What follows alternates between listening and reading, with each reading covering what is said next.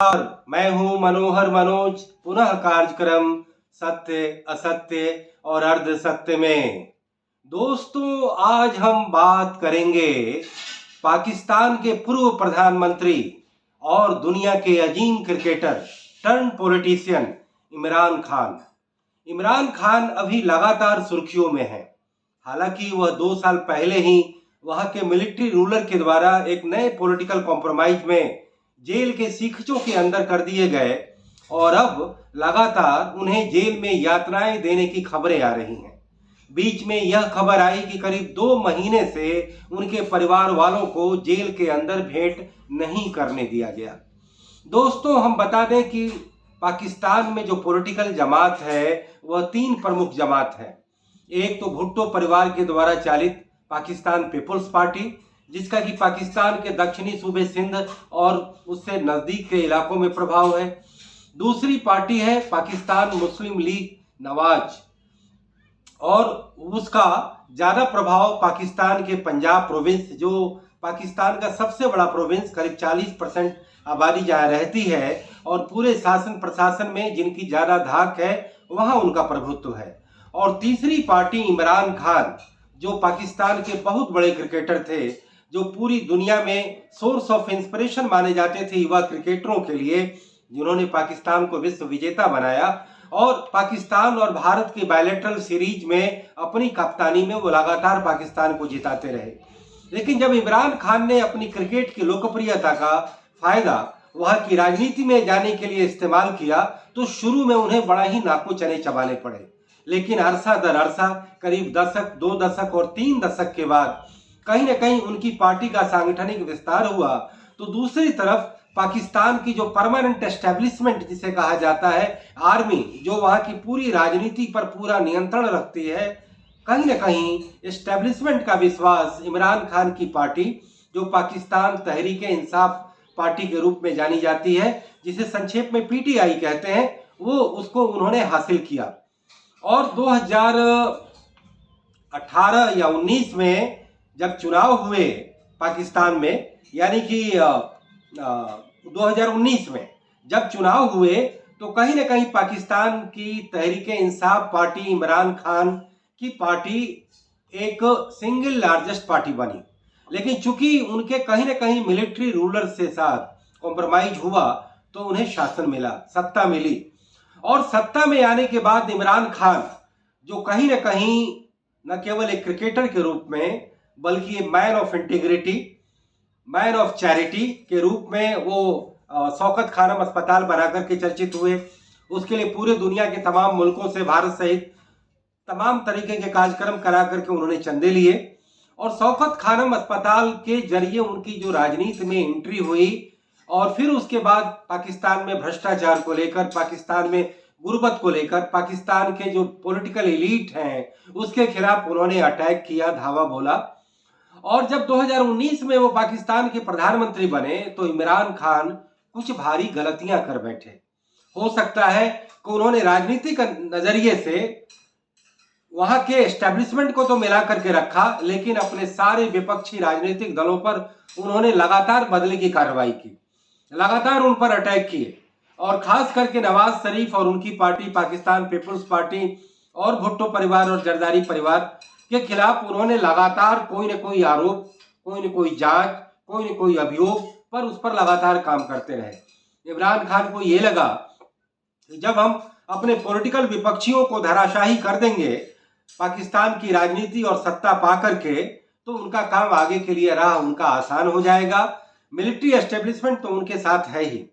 तो उस समय जनरल बाजवा का दौर हुआ करता था, और जनरल बाजवा ने कहीं ना कहीं इमरान खान के साथ एक ट्यूनिंग बना करके रखी। लेकिन उसी दरमियान पाकिस्तान के प्रधानमंत्री इमरान खान ने भारत से, जिनकी पहले से लोकप्रियता थी, क्रिकेट के बहाने वो लगातार भारत में आया करते थे, भारत में उनको प्ले बॉय की तक की संज्ञा मिली, और कहीं ना कहीं एक डिप्लोमेटिक चैनल बन गए थे इमरान खान। चूंकि इमरान खान में न केवल एक अच्छे क्रिकेटर थे, बल्कि बातचीत और तमाम चीजों का उनका तौर तरीका एक वेस्टर्न जेंटलमैन का था। कभी वो गुस्से में, कभी वो रफ तरीके से, कभी उनका संवाद आमतौर पे नहीं देखा गया। तो ये माना गया कि जब वो प्रधानमंत्री बनेंगे तो भारत के साथ उनकी दोस्ती बढ़ेगी, लेकिन उन्होंने भारत के साथ दोस्ती नहीं बढ़ाई। भारत के साथ वही इस्लामिक फंडामेंटलिज्म जिसके बुनियाद पर पाकिस्तान का निर्माण हुआ, उस कोर आइडिया को वो लेकर के चलते रहे और कहीं ना कहीं भारत के साथ वह दोस्ती करने के बजाय भारत की मौजूदा नरेंद्र मोदी सरकार और उसको सपोर्ट करने वाली आरएसएस और उनकी आइडियोलॉजी उस पर अटैक करते रहे। यानी कि बतौर पाकिस्तान के प्रधानमंत्री भारत के इंटरनल पॉलिटिक्स में जहां उनका रोल नहीं बनता था, केवल बायलैटरल डिप्लोमेटिक चैनल को उन्हें खोल करके भारत से दोस्ती बढ़ानी थी, भारत से व्यापार खोलना था, लेकिन एक सॉफ्ट तरीके से इमरान खान उसी कन्वेंशनल पॉलिटिक्स को अपनाते रहे जो उनके पुराने सियासतदान भारत के साथ करते रहे हैं। बल्कि राजनीतिक और डिप्लोमेटिक तरीके से नवाज शरीफ और उनका धड़ा और यहां तक कि जरदारी और भुट्टो परिवार भारत से कहीं ना कहीं एक गैर आर्मी चैनल, पाकिस्तान के गैर आर्मी चैनल, केवल सियासत के चैनल पर भारत से मिला जुला करके एक वर्केबल रिलेशन बनाने में कामयाब रहे। आप देखिए कि नवाज शरीफ के ही टाइम में भारतीय प्रधानमंत्री अटल बिहारी वाजपेयी ने यात्रा की, बस यात्रा की। नवाज शरीफ के ही टाइम में नरेंद्र मोदी जब पहली बार प्रधानमंत्री गए तो उनके परिवार की शादी के समारोह में बिना किसी विशेष इन्विटेशन के चले गए। तो नवाज शरीफ का चैनल कहीं ना कहीं भारत से दोस्ती बढ़ाने में कभी भी रुकावटगार साबित नहीं हुआ, लेकिन वहां की जो परमानेंट एस्टेब्लिशमेंट, जो आर्मी रिजीम थी, वह इमरान खान उन्हीं के मतलब की सलाह पर और उन्हीं के इशारे पर भारत के साथ वह दोस्ती का एक नायाब मौका चूक गए। इतना ही नहीं, इमरान खान ने जो तीसरी बड़ी गलती की, पहली गलती की अपने राजनीतिक विरोधियों के साथ बदले की भावना से काम करना, भारत से दोस्ती का जो अवसर है उसे हाथ से जाने देना और उसे कहीं ना कहीं अपने फंडामेंटल पाकिस्तानी इस्लामिक पॉलिटिक्स के आगे उसको महत्व नहीं देना। और तीसरा, जो इमरान खान पाकिस्तान के एक, जैसा कि मैंने कहा कि एक वेस्टर्न जेंटलमैन अप्रोच वाले व्यक्ति पाकिस्तान को एक नई आइडियोलॉजिकल रिजीम में ला सकते थे, पाकिस्तान में एक नया मॉडर्न थॉट वो इंजेक्ट कर सकते थे, पाकिस्तान को नए प्रोग्रेस और डेवलपमेंट पर एक नए तरीके से एक innovative out of box idea के साथ काम कर सकते थे। लेकिन इमरान खान ने वही फंडामेंटल मुल्लाओं को खुश करने के लिए बार बार वो पुरानी मदीना का राज, जो इस्लामिक आइडियोलॉजी को बड़ा ही एक तरह से उन्हें एक तरह से खुश करता है,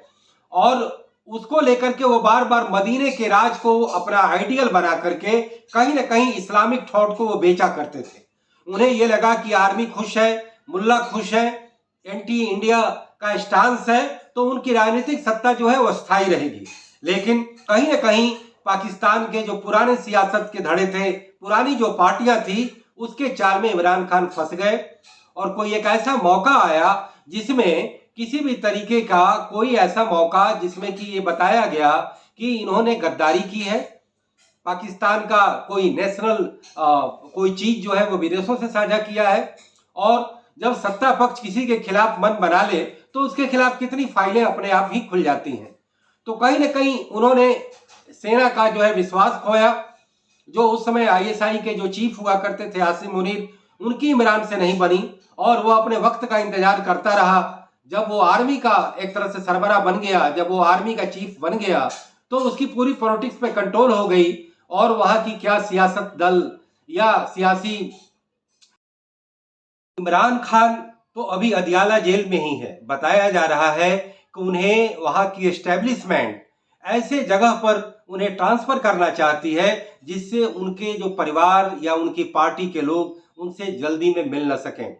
अदियाला जेल रावलपिंडी में है और बताया जा रहा है कि बलूचिस्तान में या सिंध में किसी जेल में उनको शिफ्ट किया जाए। लेकिन पाकिस्तान के टीकाकार कह रहे हैं कि पीटीआई जो कहीं ना कहीं नॉर्थ वेस्ट फ्रंटियर पख्तूनवा से वो एक तरह से इमर्ज हुई, जहां पहली बार उनकी पार्टी का मुख्यमंत्री बना,